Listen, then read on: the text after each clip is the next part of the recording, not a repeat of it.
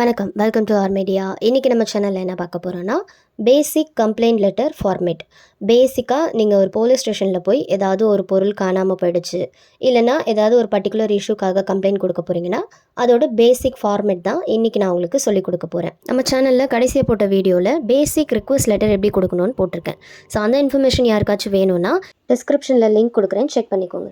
இப்போது complaint லெட்டருக்கான format. முதல்ல அனுப்புனர், அதுக்கப்புறமா உங்களோட பேர் உங்களோட வயசு கண்டிப்பாக மென்ஷன் பண்ணணும்.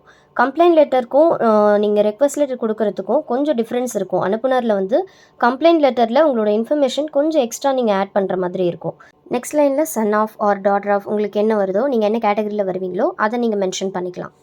இந்த லைன் வந்து நீங்கள் சன் ஆஃப் டாட்டர் ஆஃப் இப்படி மென்ஷன் பண்ணுறது பர்டிகுலர் பர்சன் மேலே கம்ப்ளைண்ட் கொடுக்குறதா இருந்தால், அப்படி இல்லைனா அவங்க ஃபேமிலி இஷ்யூக்காக இதை கம்ப்ளைண்ட் கொடுக்க போகிறீங்கன்னா மட்டும் இதை மென்ஷன் பண்ணிக்கோங்க. அப்படி இல்லைன்னா ஸ்கிப் பண்ணிடலாம். நெக்ஸ்ட்டு உங்களோட அட்ரஸ், உங்கள் வீட்டு டோர் நம்பர் அண்ட் உங்களோட தெருவோட பேர், என்ன ஏரியாவில் இருக்கீங்க. சென்னைனா சென்னை போட்டுக்கோங்க, மற்ற டிஸ்ட்ரிக்டாக இருந்தால் அந்த டிஸ்ட்ரிக்ட் நேம் போட்டு பின்கோட் கண்டிப்பாக போடணும்.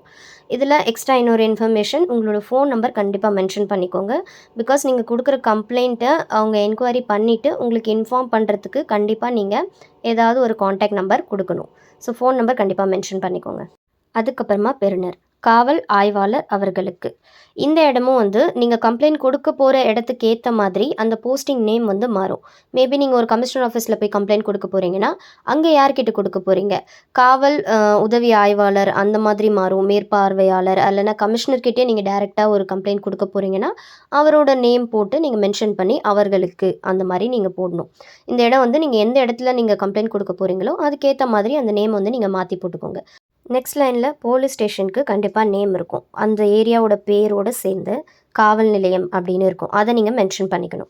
அதுக்கப்புறமா அந்த போலீஸ் ஸ்டேஷன் இருக்கிற டிஸ்ட்ரிக்டோட நேம் போட்டு அந்த அட்ரஸோட பின்கோட் நீங்கள் போட்டுக்கணும். நெக்ஸ்ட் வந்து இப்போ தான் நீங்கள் மெயின் கண்டென்ட் எழுத போகிறீங்க. நான் வந்து லெட்டரோட கண்டினியூஷனில் பொருள் எழுத மறந்துட்டேன், அதனால் உங்களுக்கு இந்த மாதிரி மிடில் போட்டு காமிக்கிறேன். பொருளில் வந்து நீங்கள் என்ன கம்ப்ளைண்ட் கொடுக்க போகிறீங்களோ அதுக்கான ஷார்ட் ஃபார்மை ஒரு லைனில் நீங்கள் முன்னாடியே பொருளில் எழுதிடணும்.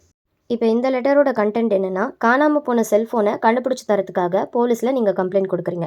ஸோ நீங்கள் இப்போ பொருளில் என்ன எழுதணும்னா, காணாமல் போன எனது செல்ஃபோனை கண்டுபிடித்து தர வேண்டி.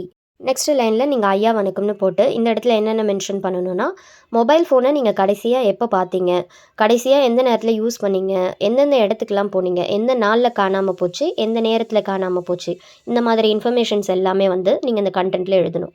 நெக்ஸ்ட் உங்களோட மொபைல் நம்பர், மொபைலோட IMEI நம்பர், மொபைல் சம்மந்தமான எல்லா இன்ஃபர்மேஷனுமே இதில் நீங்கள் மென்ஷன் பண்ணணும்.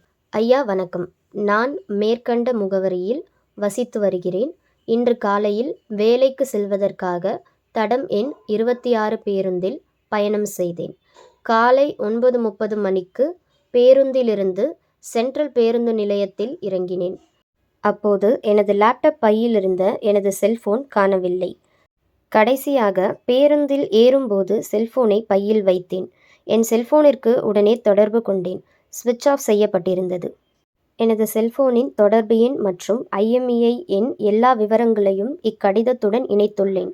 விரைவாக எனது செல்போனை கண்டுபிடித்து தருமாறு தாழ்மையுடன் கேட்டுக்கொள்கிறேன்.